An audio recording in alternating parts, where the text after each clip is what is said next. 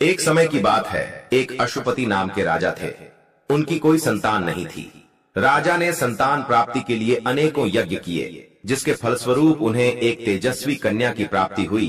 राजा ने कन्या का नाम सावित्री रखा। समय बीतता गया और सावित्री विवाह योग्य हो गई। एक दिन राजा ने सावित्री से कहा, सावित्री, अब तुम विवाह योग्य हो गई हो, इसलिए स्वयं अपने लिए योग्य वर की खोज करे। पिता की बात मानकर सावित्री मंत्रियों के साथ यात्रा पर निकल गई। अनेक ऋषियों के आश्रम, तीर्थों और जंगलों में घूमने के बाद वह राजमहल लौट आई। संयोगवश उस समय उसके पिता के साथ देवर्षि नारद भी थे। सावित्री ने उन्हें प्रणाम किया। तब नारद जी राजा अश्वपति से कहते हैं कि मैं सावित्री से उसकी यात्रा का समाचार पूछो। तब सावित्री बोली, पिताजी, तपोवन में अपने माता पिता के साथ में वास कर रहे सत्यवान मेरे लिए योग्य हैं। मैंने मन से उन्हें अपना पति चुना है। सावित्री की बात सुनकर देवर्षि नारद चौंक उठे और बोले, राजन, सावित्री ने तो बहुत बड़ी भूल कर दी है। यह सुन अश्वपति चिंतित हो गए और बोले, हे देवर्षि सत्यवान में ऐसा कौन सा अवगुण है? इस पर नारद जी ने कहा, राजन, सत्यवान के पिता शत्रुओं के द्वारा राज्य से वंचित कर दिए गए हैं। वह वन में तपस्वी जीवन व्यतीत कर रहे हैं और अपनी दृष्टि खो चुके हैं। राजन, सबसे बड़ी कमी यह है कि सत्यवान अल्पायु है। 12 वर्ष की आयु में मृत्यु को प्राप्त हो जाएंगे। अब उसके पास केवल 1 वर्ष की आयु शेष रह गई है। नारद जी की बात सुनकर अश्वपति ने सावित्री को समझाया कि वह किसी दूसरे उत्तम गुणों वाले पुरुष को अपने पति के रूप में चुन लें। सावित्री बोली, पिताजी, नारी अपने जीवन में केवल एक ही पति का वर्ण करती है। अब चाहे जो भी हो, मैं किसी दूसरे को अपने पति के रूप में स्वीकार नहीं कर सकती। पुत्री की हट के आगे पिता विवश हो गई और सावित्री का सत्यवान के साथ पूरे विधि विधान से विवाह करा दिया गया। विवाह के पश्चात सावित्री अपने पति और सास ससुर के साथ वन में रहने लगी। जैसे जैसे समय बीतता जा रहा था, सावित्री के मन का भय बढ़ता जा रहा था। नारद जी के कहे अनुसार जब उसके पति की आयु मात्र 4 दिन बचे, तब सावित्री ने 3 दिन पहले से व्रत रखना प्रारंभ कर दिया। अंततः वह दिन भी आ पहुंचा जब सत्यवान की मृत्यु निश्चित थी। चौथे दिन जब सत्यवान लकड़ियां लेने वन को जाने लगा, तब सावित्री बोली, हे नाथ, मैं भी आपके साथ वन को चलूंगी। सत्यवान के मना करने पर भी वे सास ससुर की आज्ञा लेकर अपने पति के साथ वन को चली गईं। वन में सत्यवान ने जैसे ही पेड़ से लकड़ी काटना शुरू करा, उसके सिर में असहनीय पीड़ा होने लगी और वह पेड़ से उतर गया। सावित्री समझ गई कि उसके पति का अंत समय निकट है। अतः उसने अपने पति का सिर अपनी गोद में रख लिया। लेटने पर सत्यवान अचेत हो गया।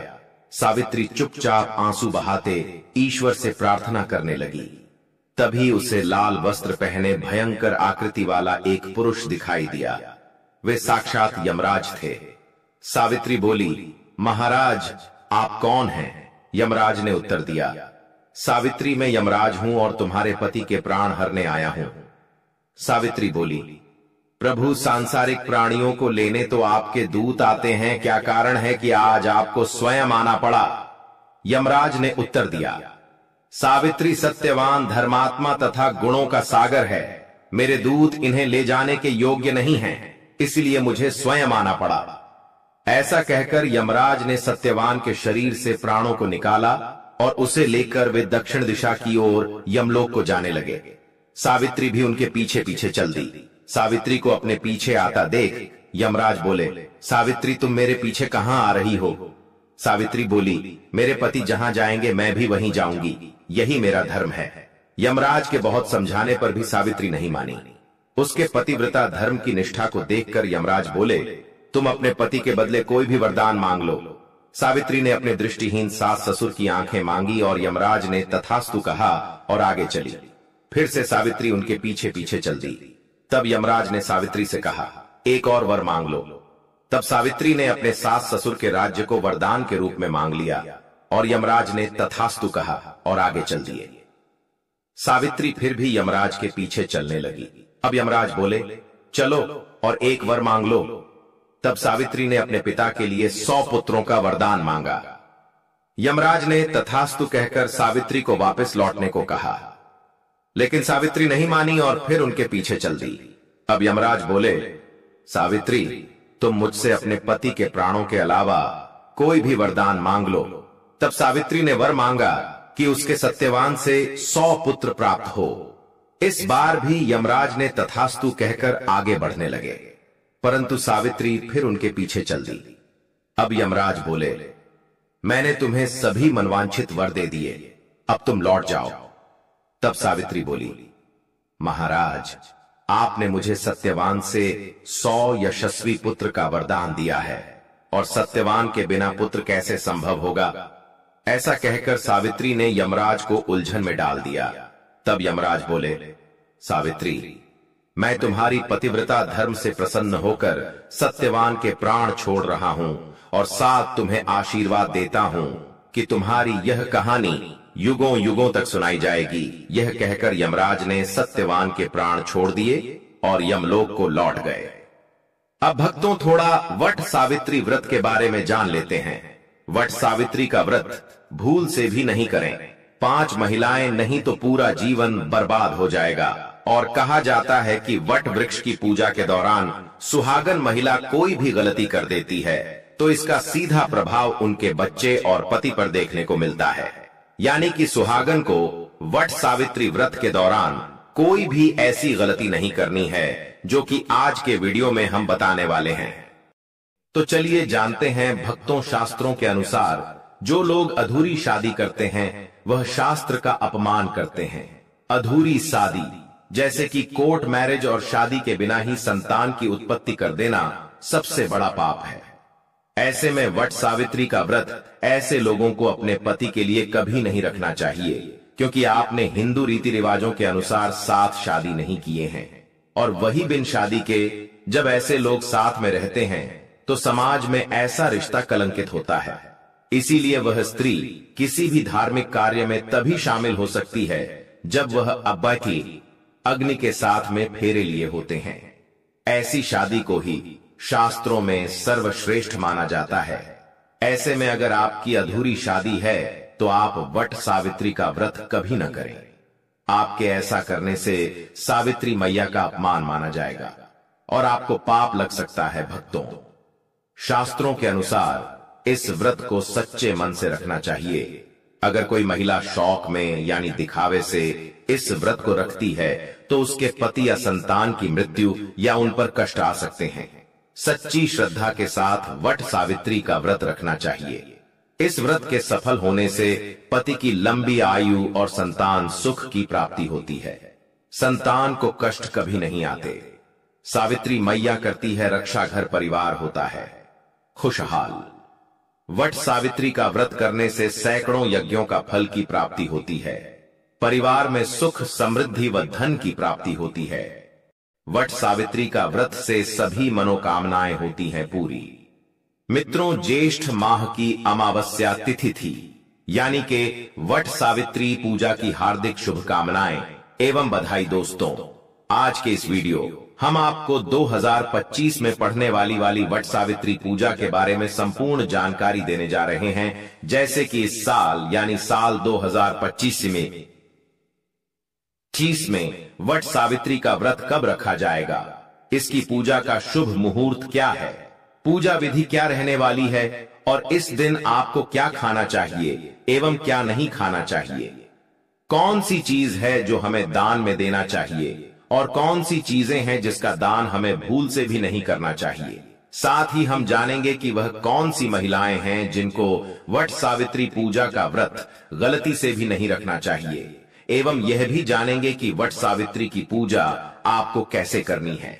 पहली बार यदि आप व्रत रख रहे हैं तो क्या क्या सावधानियां आपको इस दौरान बरतनी चाहिए, एवं वट सावित्री देवी पूजा के दिन आपको कौन सी और किस विधि से पूजा करनी है, और गर्भवती महिला को वट सावित्री का व्रत रखना चाहिए या नहीं, और यदि गर्भवती महिला वट सावित्री का व्रत रख रही है तो वट सावित्री की पूजा कैसे करें, पूजा का शुभ मुहूर्त क्या रहेगा, पूजा विधि क्या रहेगी, यह समस्त जानकारी आज हम आपको इस छोटी सी वीडियो के माध्यम से बताने जा रहे हैं। दोस्तों, तो आपसे निवेदन है कि वीडियो के अंत तक आपको बने रहना है। दोस्तों, वट सावित्री व्रत हिंदू धर्म का एक प्रमुख त्योहार है। और जो कि साल में एक ही बार आता है, वट सावित्री का व्रत सुहागिन महिलाएं अपने पति की लंबी उम्र एवं स्वास्थ्य निरोगी जीवन के लिए करती हुई है हर वर्ष। और यह सावित्री व्रत ज्येष्ठ मास की अमावस्या के दिन रखा जाता है। आज इस वीडियो में हम जानेंगे कि वट सावित्री व्रत कैसे करें। नहाए खाए से लेकर पारण की संपूर्ण जानकारी आपको सिर्फ इसी वीडियो के माध्यम से प्राप्त हो जाएंगे। साथ ही हम आपको शास्त्रों के अनुसार पति की कुशलता के लिए इस दिन कौन सा श्रृंगार आपको करना चाहिए यह भी बताएंगे। तो दोस्तों, पंचांग के मुताबिक वट सावित्री व्रत ज्येष्ठ मास की अमावस्या तिथि पर रखा जाता है। इस साल ज्येष्ठ मास की अमावस्या तिथि की शुरुआत 26 मई 2025 को दिन में 12:11 पर हो रही है। इसका समापन अगले दिन यानी 27 मई 2025 को दिन में 12:11 पर हो रहा है। ऐसे में 26 मई 2025 को वट सावित्री व्रत का व्रत रखा जाएगा और इसके एक दिन पूर्व यानी 25 मई को हम नहाए खाए करते हैं। तो नहाए खाए के दिन आप सबसे पहले नाखून काट लेना चाहिए और इस दिन हमें शुद्ध सात्विक भोजन करना चाहिए, यानी लहसुन, प्याज, बैंगन, मसूर की दाल के बिना आपको इस दिन भोजन ग्रहण करना चाहिए, क्योंकि ये सभी चीजें तामसिक प्रवृत्ति की होती है, जिस वजह से वट सावित्री व्रत में इन्हें खाना निषेध माना जाता है। साथ ही आप इसी दिन अपने दोनों हाथों में मेहंदी जरूर लगा लें, क्योंकि देखिए दोस्तों, मेहंदी और महावर सुहागिन स्त्रियों की शान होती है। इसलिए आप इस दिन यदि कोई विशेष प्रकार का साज श्रृंगार नहीं कर पाते हैं तो आप कम से कम मेहंदी और महावत जरूर लगवा लें। और अगर आपके घर में वट सावित्री व्रत के दिन ठेकुआ बनाने की परंपरा है तो आप नहाए खाए के दिन ही बना लें और उसके अगले दिन हम व्रत रखेंगे। तो व्रत के दिन आप लोग सुबह जल्दी उठ जाइए, सुबह जल्दी उठकर स्नान कर लीजिएगा और इस दिन हमें लाल पीला वस्त्र पहनकर ही पूजा करनी चाहिए। आपके पास नई साड़ी है तो आप लोग नई साड़ी पहन लीजिए। आप अगर शादी का जो भी साड़ी पहनना चाहती है तो वह भी पहन सकती है। और चूड़ी आप लोग एक डब्बा नया जरूर खरीद लीजिए। कपड़े शादी में पहने हुआ भी पहन सकती है, लेकिन चूड़ियां आप अपने लिए एक नया जरूर से ले लीजिएगा। और उस दिन 16 श्रृंगार किया जाता है, तो आप अपना सिंदूर से मांग भर लेना और गले में मंगल सूत्र पहने, पैरों में पायल बिछुआ हुआ और महावर जरूर लगाएं। और जो शादी का चुनरी रहता है वह ओढ़कर ही हमें उस दिन पूजा करनी चाहिए। और आप लोग मांग में जो मांग का टीका है वह भी जरूर पहन लीजिएगा और इस दिन हमें यह पहनकर ही पूजा करनी चाहिए। सुहाग का सबसे बड़ा प्रतीक टीका होता है, तो आप लोग टीका जरूर पहन लीजिए। और दोस्तों, कई बार क्या होता है कि बहुत सारे लोगों के आसपास वट वृक्ष नहीं होता या जो किसी कारण वश नहीं जा सकते हैं। ऐसे लोग अपने घर में कोई छोटा सा वट वृक्ष खरीद कर ला सकते हैं या वृक्ष की टहनियों को भी लाकर उनकी विधिवत पूजा कर सकते हैं।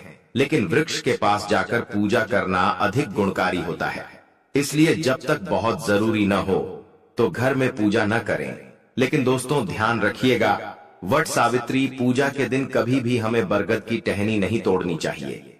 तो आप लोग एक दिन पहले ही बरगद का यानी वट वृक्ष की टहनियां मंगवाकर रख लीजिएगा और 26 मई की पूजा में उसी टहने का इस्तेमाल आप करने लें। इस पूजा में गौरी गणेश का सबसे पहले पूजन किया जाता है, उसके बाद ही हम वट वृक्ष का पूजन करते हैं।